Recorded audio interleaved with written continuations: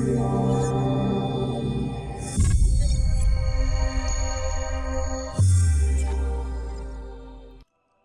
ladies and gentlemen, and welcome back to Kerbal Space Program with Down to Earth Astronomy.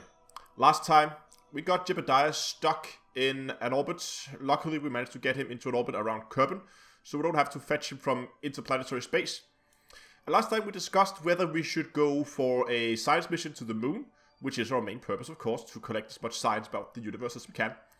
But the government funding the project said that it's bad publicity having a Kerbal Lord stuck in space, so we're gonna put all hands on deck trying to get Jebediah back home. See, still stuck all the way out here. So that's today's mission: get him back from his orbit out there. And the way we're gonna do this is with this little thing here. This is going to be our rescue vehicle, and as we can see here, we have some engines to lift us up, and then we have two engines here with those VL 909 engines. What's the name of it again? Yeah, VL 909 engine in here. It's going to supply us with hopefully sufficient delta V to get us into an encounter or rendezvous with Jebediah, so we can put him into this passenger cabin, which of course is not going to be able to control at all. So that will just be plummeting towards Kerbal. So we'll have to release that in an already orbit where we'll be captured and fall down. And in here we have a heat shield hidden, and yeah, so heat shield in there, heat shield there, and then the return cap with the main module. That's the plan. But I don't think, because if we go back here, I think I've saved this already. If we go back and have a look at the tracking station, he is quite far out, and we need to match that orbit pretty much perfectly, and then return, which most likely means that we will have to go out, rendezvous somewhere out here, and then match the orbit, transfer him over. And if we're lucky, maybe we can try and get a rendezvous just before it reaches its closest encounter with Kerbal, so we can do our burn in here. Otherwise, we might have to wait all the way till we're out here and then do a faster return, which is something I'm not too keen on, mainly because the fast return can be a problem if we look at the design of Jebediah's return vehicle. Because as you can see here, the parachutes are mounted on the side, and I'm a little afraid they're going to overheat on reentry. So yeah, that could potentially be a problem. Can we actually... Hold on, let me try something here.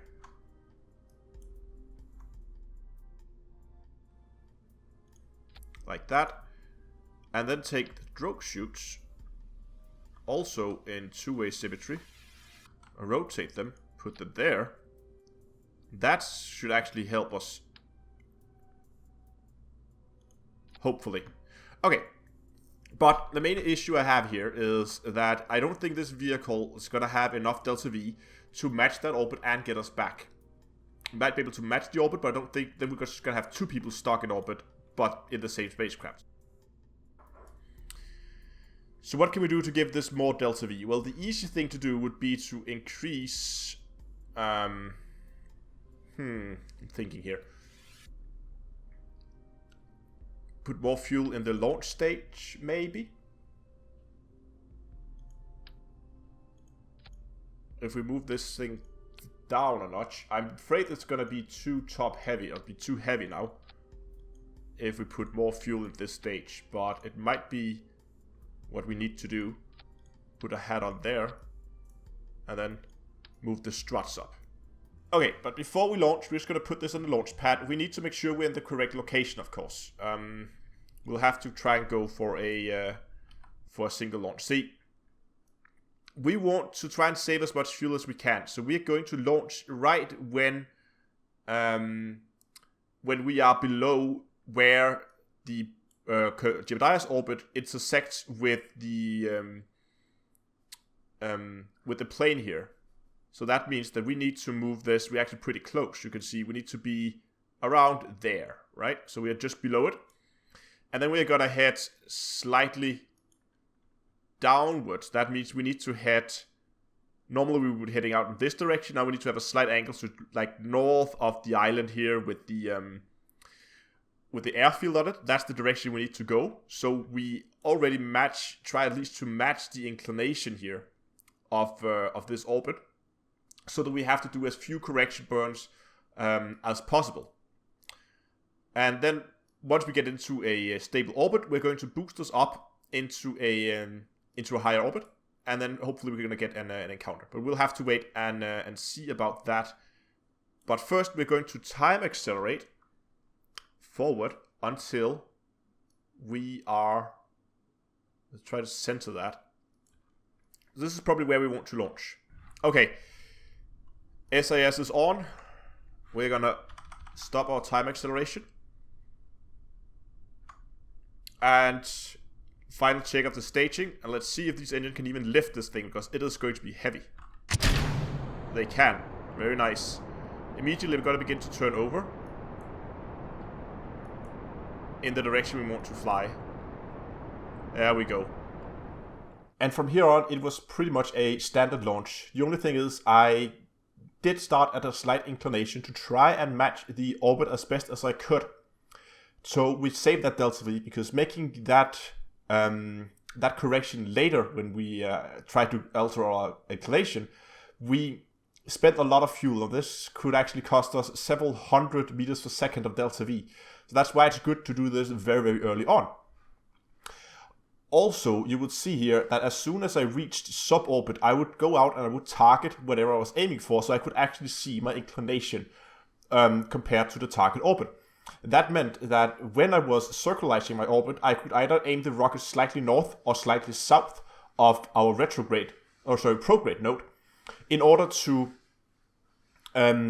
slightly adjust the inclination, so that at the end we would pretty much be at the exact inclination we need to be when we're done circulating orbit, and hence we've saved a lot of fuel. So if you're doing rendezvous with random encounters, it's a very good method to use. We're gonna rejoin the action right after I am done circularizing and adjusting the inclination of the orbit, and we are about ready to experiment with the rendezvous maneuvers. 0 degrees, that's pretty good. I don't think it gets much better than that. So now we can actually begin to set up.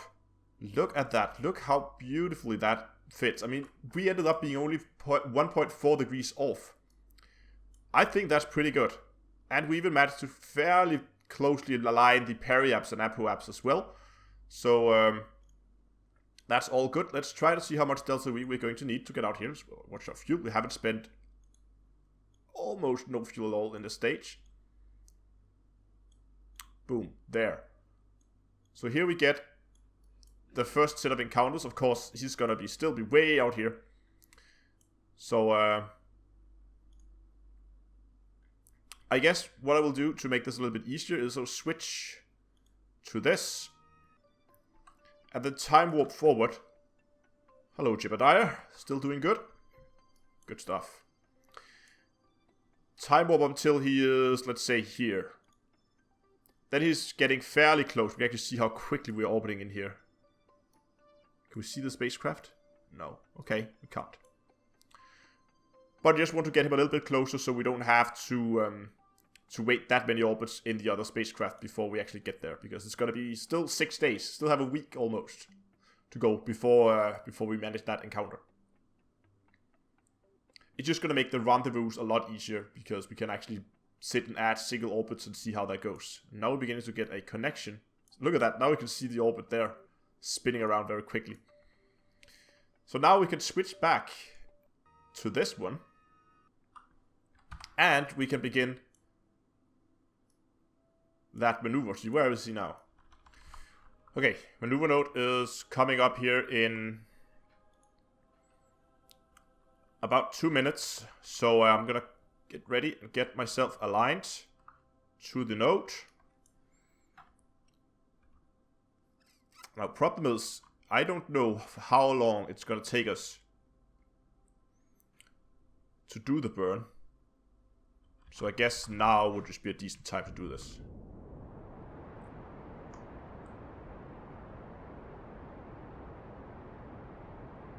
That was probably a little bit late.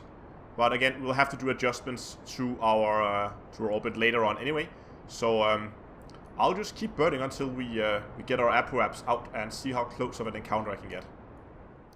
So with a small adjustment for only 63 meters a second, we managed to get ourselves into a pretty close 12 kilometers. We'll have to do another correction later. But for now, I think this is pretty good. Let's just warp out to just before the maneuver is supposed to happen. And I think we can do this in, I would say, a couple of, like 20 seconds maybe. Maybe we wouldn't have to burn that long. We'll just get a little bit closer, and then we'll do the burn, and then we'll see where we are at once the burn is complete. 1.1 kilometers, that will have to do. That is pretty much as close as I think we're going to get. So now, next step will be to warp us down very close to just before the rendezvous is going to happen.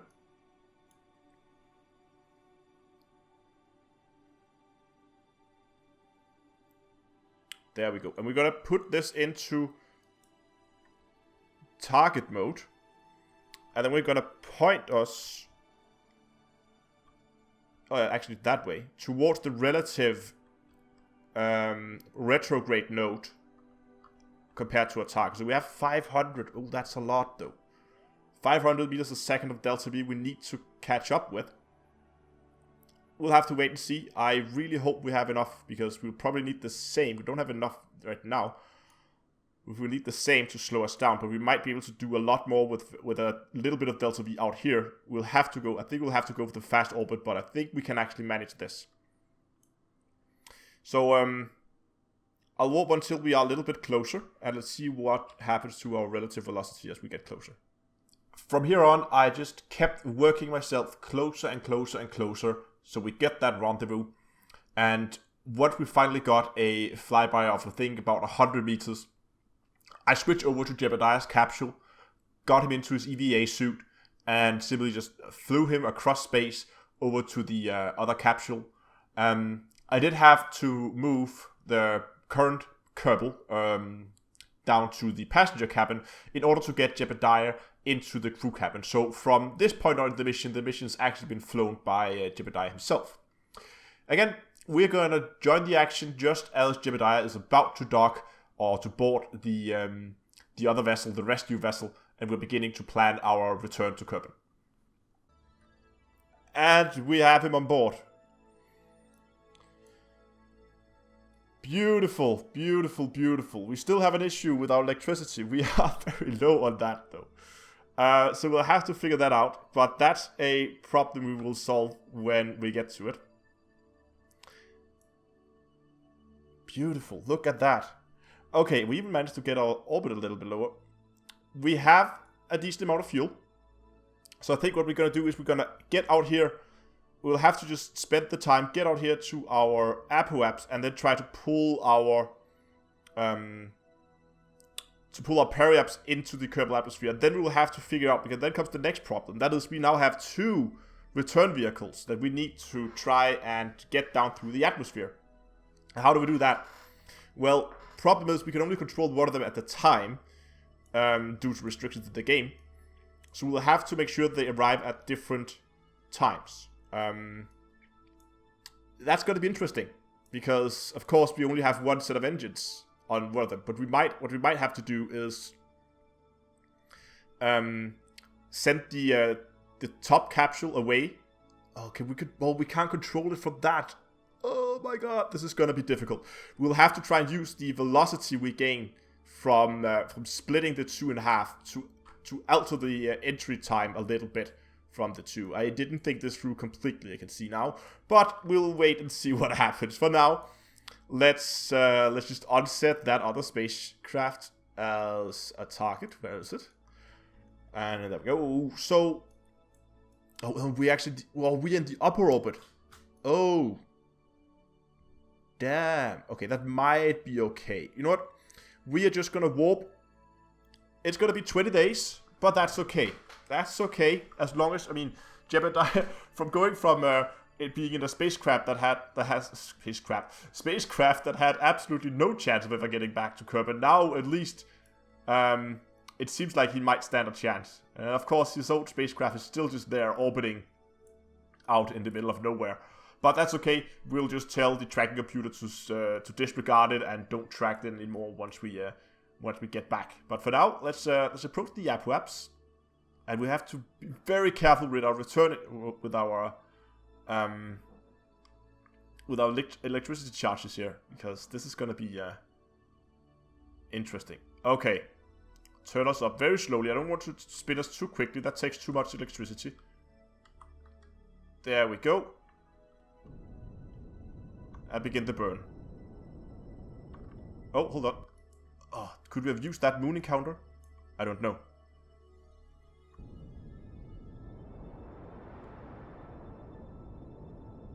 I will, though, be very careful here. So we are coming back from at a very, very high velocity here. So what I might want to do is to just skim the upper atmosphere. Because due to aerodynamics in the spacecraft... Oh, that's right. Okay, so here's what we're going to do. I just realized something. Because the game is not allowing us to control both spacecraft at the same time, obviously, we are going to cheat the game a little bit as well. What we're going to do... How far are we? We're still far. We're going to do an aerobraking maneuver, meaning we're just going to skim off the top of the atmosphere, which is going to slow us down. And we're going to have to do several gradual runs through the atmosphere. Now, what that means is when you are not actually flying a spacecraft, the drag on the atmosphere is not modeled, so it will actually just soup through the atmosphere. That means we can actually let them deorbit one at a time, in theory. So it is a little usage for game mechanics that's maybe not completely realistic, but again, that you could not have two capsules returning at the same time is also a little bit... Wait, oh, we're spinning. Oh, damn it. Where is that note? Slow us down. I still have a little bit of electricity. We're now officially inside the atmosphere with fuel to go. Oh, 40. Okay. I hope this will do. This should skim us off the atmosphere, at least the first time. Okay, we are now on an actual return trajectory. SAS is off. Let's warp a little bit closer and then let's decide what we're going to do once we get down there. Oh, okay, I can really begin to feel I'm getting nervous here because, again, no quick saving. Okay, what do we do? So, my thoughts are I want to get rid of the engines now. Get ready to separate the two vehicles here. But, again, I'm very low on electricity, which if I just fitted... if I just fitted some solar cells, this would not have been a problem. I want to get rid of the engine, but there is a bit of a kick when you do it, and I don't want to risk getting us out of the atmosphere. Let's just see how much delta V is actually needed to push us outside the atmosphere. What if we go plus 15? How's that? 15 will push us out. So again, you can see it's a very little push. So I think we're still too far away to comfortably get rid of the engine. So we're gonna warp a little closer. And then we're going to try and get rid of the engines, because the closer we are, the less of an impact that kick will have. But again, if we get too close, we might not be able to get enough separation on the two return vehicles. So that's also something we'll have to take into consideration. I think I will do... I'll use the last bit of electricity we have to align us with our trajectory. So we'll push... No, should we do that? Then one will be pushed up higher. Which... Oh, this is difficult. Okay, I think we're close enough now that we can get rid of the engine. So, I think that's what we're going to do, and then we'll have to see what happens. Which way are we pointing? We're pointing...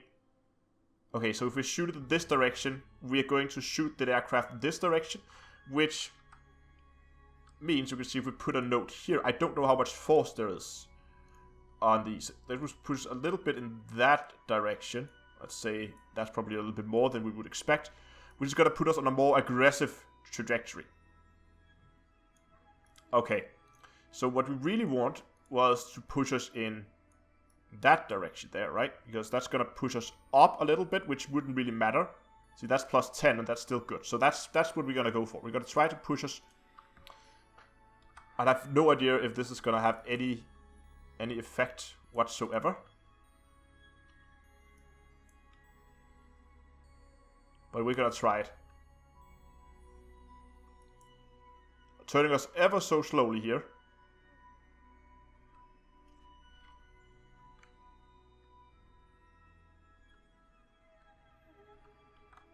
There we go. And now we're going to do a manual decouple of this one. Decouple. Oh, wow. Uh-oh. This can't be good. Okay, we managed to slow us down enough that this is not going to be too much of an issue. Where are we at? Still at 40. Okay, so we're coming up very close to that note. I think I'll do the decouple of the two half of the vehicle here. Like that. What is that? The engine? No, that's moon. Where did the other half go? That's the engine. The other half is... Oh, okay, I have the light in my head. I can't see. It's there. Okay, interesting. Which one's gonna arrive first? Let's go to the Space Center and let's try and figure that out. This one's gonna reach its periapse in about an hour and 45 or 55 minutes. What about the other half? Oh, wait.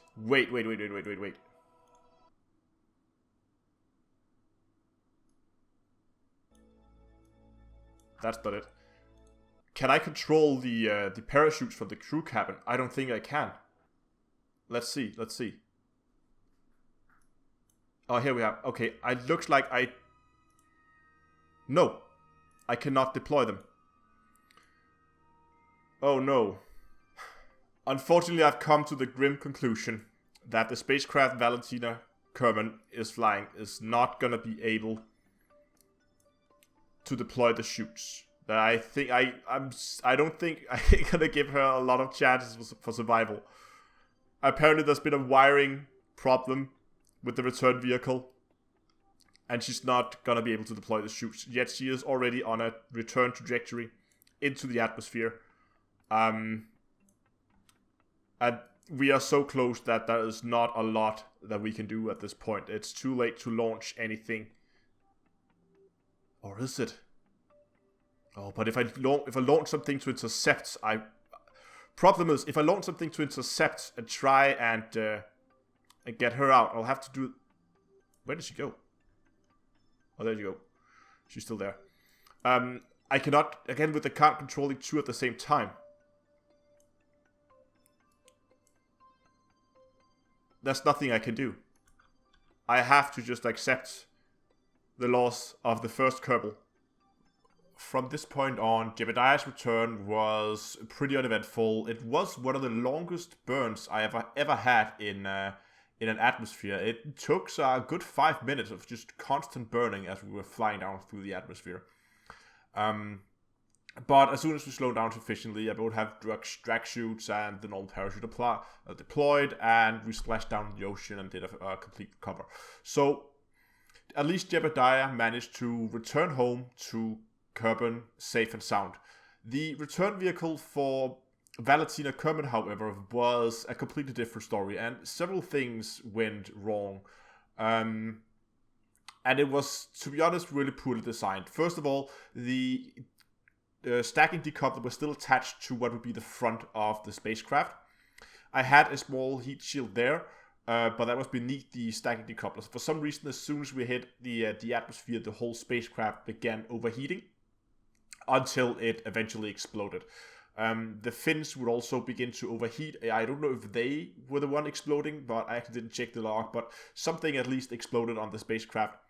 And the whole thing actually detonated the job atmosphere before we got even close to the ground. So I was actually expecting it to make it through the atmosphere and then crash into either the ocean or into a mountain somewhere or something like that. But I was actually probably sad at that point. I've spent hours planning this ahead prior to the recording.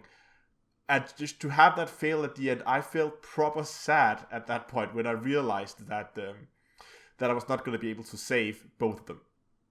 But anyway, we are just going to watch the final moments of Valentina Kerman as her return vehicle enters the atmosphere. So here we see the final moments of Valentina Kerman. We can see here the return vehicle actually did what it was supposed to. And it was aerodynamically stable. The fins overheated. And actually the whole thing ended up exploding in the atmosphere. Apparently the heat shield, I would expect the decoupler to burn up first and then the rest explode. But apparently not. So that was the final moments of Valentina Kerman. Let's head back to the Space Center. And she will be mourned, unfortunately, first loss of a Kerbal. I really feel sad losing a Kerbal like that. I mean, she was sent up there to save Jebediah. She ended up not returning on her own due to a design failure in the spacecraft. I mean, I could have got her back if I just designed the spacecraft properly. But there's nothing we can do about that now. I'm gonna call it here. Next time we are going to go back to the moon. We're going to collect that science that we didn't get last time because Jebediah was a little overconfident, which put him in all this mess. And then we're going to try and get that science from the moon.